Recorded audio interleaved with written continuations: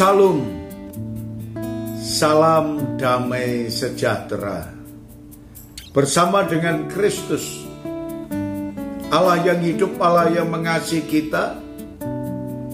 Dia mengajarkan kepada kita. Pokok bahasan pada saat ini, kitab suci tidak boleh ditafsirkan menurut kehendak sendiri. Firman Tuhan yang terdapat dalam kitab 1 Petrus pasal yang pertama ayat yang ke-11.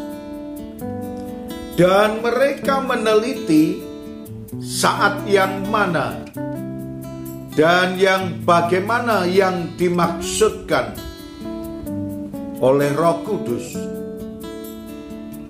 yang ada di dalam mereka, yaitu roh yang sebelumnya memberi kesaksian tentang segala penderitaan yang akan menimpa Kristus dan tentang segala kemuliaan yang menyusul sesudah itu.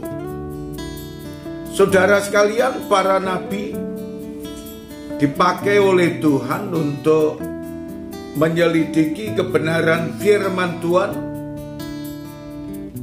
untuk meneliti kebenaran firman Tuhan itu, dan dalam penelitiannya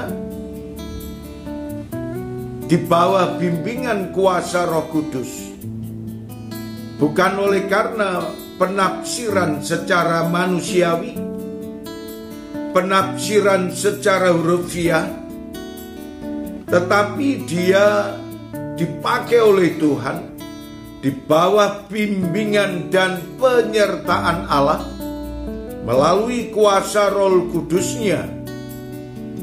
Maka para nabi boleh meneliti kebenaran firman Tuhan, dan para nabi menyampaikan kepada umatnya.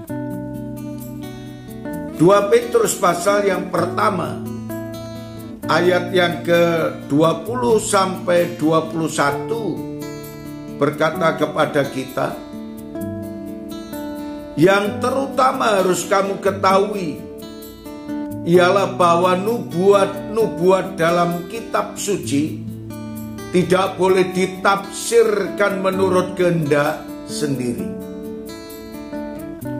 Sebab tidak pernah nubuat dihasilkan oleh kehendak manusia,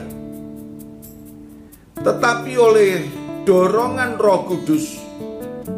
Orang-orang berbicara atas nama Allah.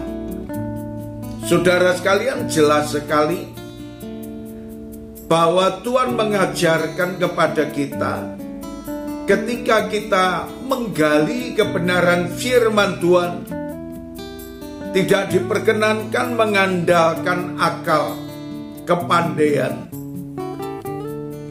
Tetapi Tuhan mengingatkan kepada kita,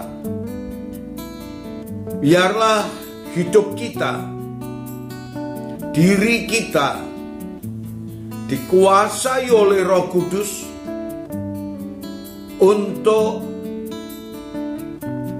kita tafsirkan, untuk kita selidiki, dan sesudah kita temukan tentang kebenaran firman Tuhan, dan kita sampaikan kepada umat, agar umat Tuhan mengerti tentang kebenaran firman Allah itu.